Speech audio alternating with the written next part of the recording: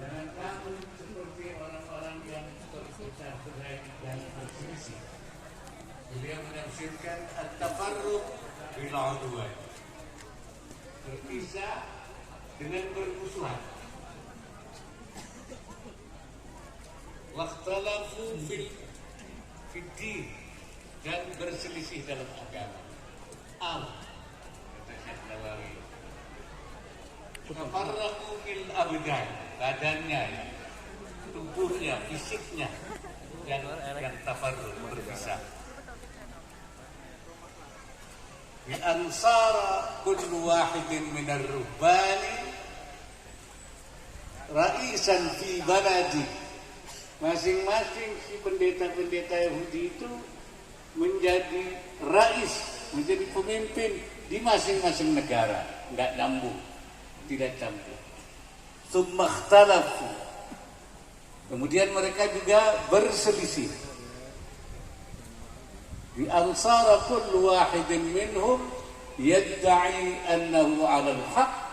Dia mengaku dirinya benar. Wa anna sahibahu 'ala al-batil, dan saudaranya yang lain itu batil. Berpisah di masing-masing negara, masing-masing mengaku benar dan mengaku yang lainnya adalah tidak benar.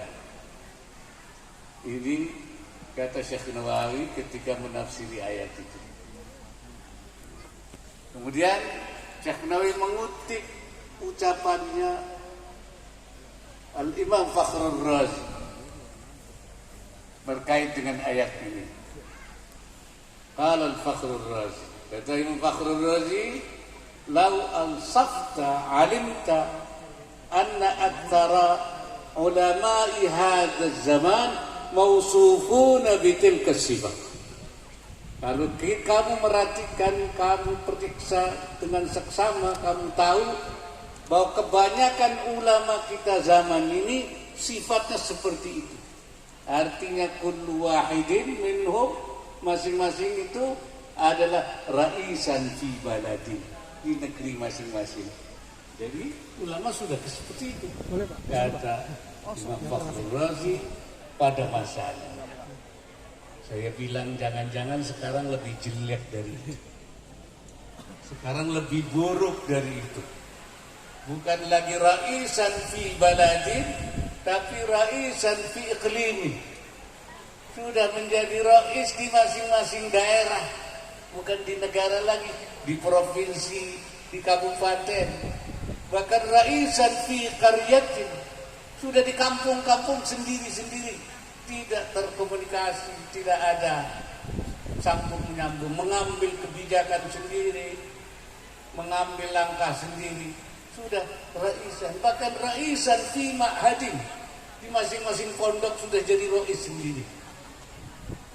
Tidak seperti dulu, kalau ada apa-apa menunggu bagaimana ini yang paling kiai, yang paling besar, yang menjadi pemimpin seperti apa, hasil musyawarah ulama seperti apa.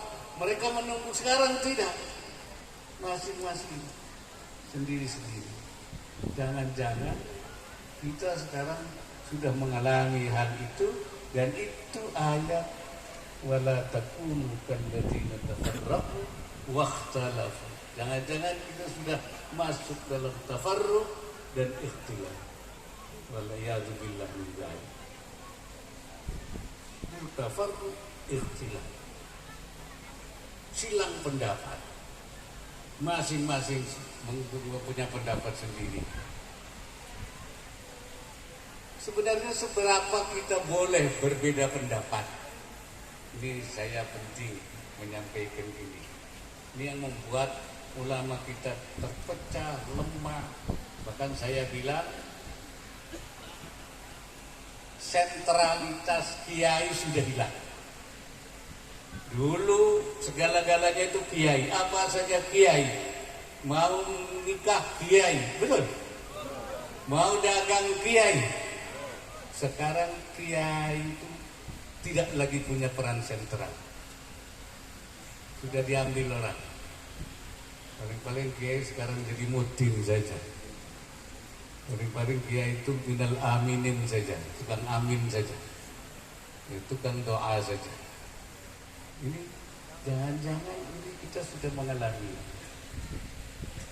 Imam Subuki yang dikutip oleh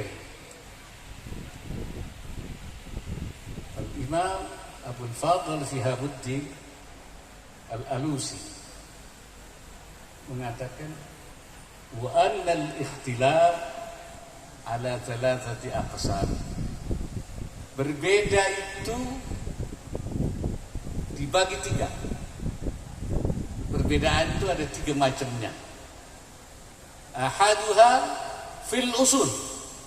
Yang pertama itu dalam masalah pokok, masalah akidah yang pokok, usul.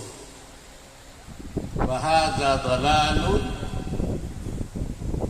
wa sababu kulli fasadin, ini sesat. Kalau kita berbeda dalam usul, sesat dan sebab daripada segala kerusakan. Wa huwal musyaru ilaihi fil Qur'an, itu yang diisyaratkan dalam Al-Quran. Wala tafarraqu wakhtalafu, itu ini, yaitu fil usul. Itu nomor satu. Nah yang penting nih, wathani, yang kedua, fil ara wal huruf, dalam berbagai pendapat. Tentu pendapat-pendapat yang strategis. Dan dalam peperangan, strategi peperangan. Kata Imam Subki, wa hadha huwa alladhi yushiru ilaihi qauluhu sallallahu alaihi wasallam li Mu'adzin wa Abi Musa lamma ba'athahuma ila al-Yaman tatawa'a wa la takhtalifa. Ini yang diisyaratkan oleh Nabi kepada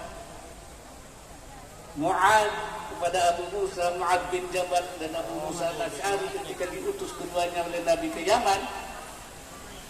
Tatawa, bersatulah kalian. Wala takhtalifa, jangan berselisih kalian. Artinya tidak boleh dalam berpendapat, dalam menyampaikan dakwah, melakukan, tidak boleh ada ikhtilaf. Tidak boleh. Apa kata Imam Subki? Wa hadza haramun aidan. Ini haram juga. Tidak boleh. Dalam soal-soal strategis tidak boleh ada perbedaan pendapat. Lima fihi min tadyi'il manafi'. Lima fihi min tadyi'il manafi' ad-diniyah wa ad-dunyawiyah. Karena di sini akan tadyi', menghilangkan masalah-masalah keagamaan, maslahat keagamaan dan masalah dunyawiyah. Ini tidak boleh di dalam fil ara wal huruf. Dua hal ini kita tidak boleh ikhtilaf. Baru yang ketiganya watali, yang ketiganya fil furu', di dalam masalah furu', kan halali wal harami wa nahwihima, dalam soal yang halal dan haram dan sebangsanya. Ini kata Imam Subki, ya. Kemudian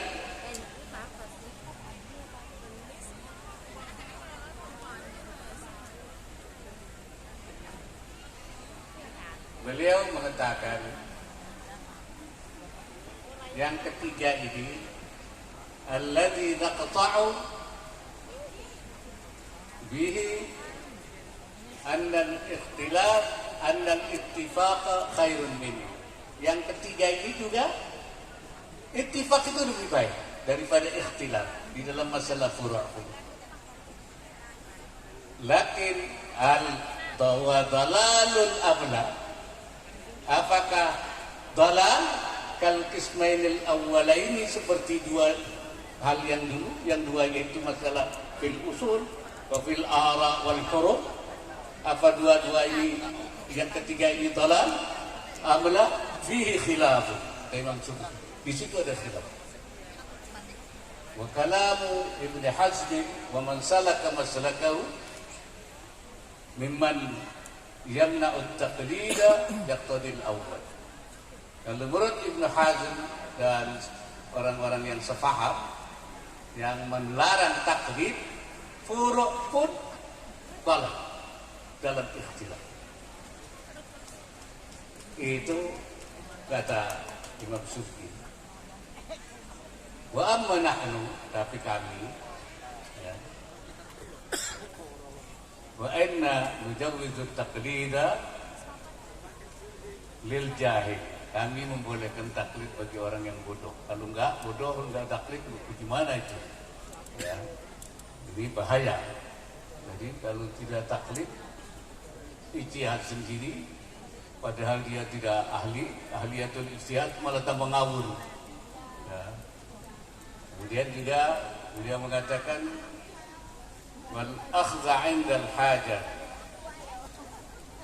an aqwali ba'd al-ulama, dan mengambil ketika dalam kebutuhan sebagian pendapat ulama min ghairi tatabbu'ir rukhas, tapi bukan mencari yang rukhsah-rukhsah. Coba ada juga dia ngambil pendapat tapi carinya yang rukhsah-rukhsah saja. Kalau tidak mencari yang rukhsah-rukhsah, dia bilang fayaqtadi tsani, yaitu tidak. Yang kedua artinya tidak halal. Tapi tidak dalam arti tatabbu'ur rukhas. Nah, ini yang saya maksud tadi, kita jangan sampai masuk di dalam wilayah-wilayah ini. Al-furu' dalam usul jelas tidak boleh ikhtilaf. Di dalam al-fil ara wal huru', masalah-masalah yang strategis itu tidak boleh ikhtilaf. Itu jelas. Di dalam usul memang ada khilaf. Di dalam furu' ada yang khilaf, tapi katanya Imam Subki memang ada yang tidak bolehkan, tapi kami membolehkan. Jadi kita sebaiknya perlu adanya di dalam mengambil satu langkah-langkah strategis untuk umat Islam, harus satu pendapat, harus ada tauhidul ara, harus ada taswiyatus sufuf. Jangan macam-macam. Ini yang menyebabkan kelemahan umat Islam ini di sini. Masing-masing berpendapat sendiri, nganu sendiri, mengambil kebijakan sendiri, mengambil langkah politik sendiri. Ini yang menyebabkan, saya bilang tadi, sentralitas kiai menjadi hilang. Tidak lagi punya pengaruh apa-apa. Dulu manjur kiai. Dengar waktu Hadratus Syekh Hasyim Asy'ari, waktu terjadi penyerangan kembali Belanda, waktu itu baru kita merdeka beberapa hari, Belanda datang, ya kan? Tentara belum terkonsolidasi, polisi belum terkonsolidasi. Siapa yang menghadapi mereka? Untung Hadratus Syekh Hasyim Asy'ari tampil membuat fatwa jihad. Ini jihad yang difatwakan oleh Hadratus Syekh itu jihad qitali, jihad perang itu. Saya akan membagi jihad itu menjadi dua, jihad qitali, jihad islahi. Jihad qitali itu jihad perang, ketika kita membela diri, difa'i. Ya, jihad yang di fatwa jihadnya Hadratus Syekh itu jihad qitali. Kalau jihad islahi itu jihad yang terus menerus, yang istimrariyah, yang sustainable, berkelanjutan. Dan itu khatwah nabawiyah, langkah kenabian. Seperti dikatakan oleh Nabi Allah Syu'aib, in uridu illa al-islah mastata'tu. Saya tidak mengendaki kecuali melakukan islah. Jadi khatwah islahiyah, jihad islahi itu berkelanjutan. Apa langkahnya islah itu? Itu jihadun nafas. Nah itu jihad dakwah itu berkelanjutan. Jihad pendidikan, tarbawi, jihad iktisadi, ekonomi itu jihad. Ya, itu Syekh Nawawi sendiri yang mengatakan. Wa ammal ijtihad fi talabil rizqi, ini kata Syekh Nawawi, ma'a qiyami huquqillahi ta'ala, mencari rezeki dengan tetap menjaga hak-hak Allah Ta'ala, min ghairi taksirin, tanpa taksir, tanpa taksir ya, PK ya, orang Jawa itu apa ya?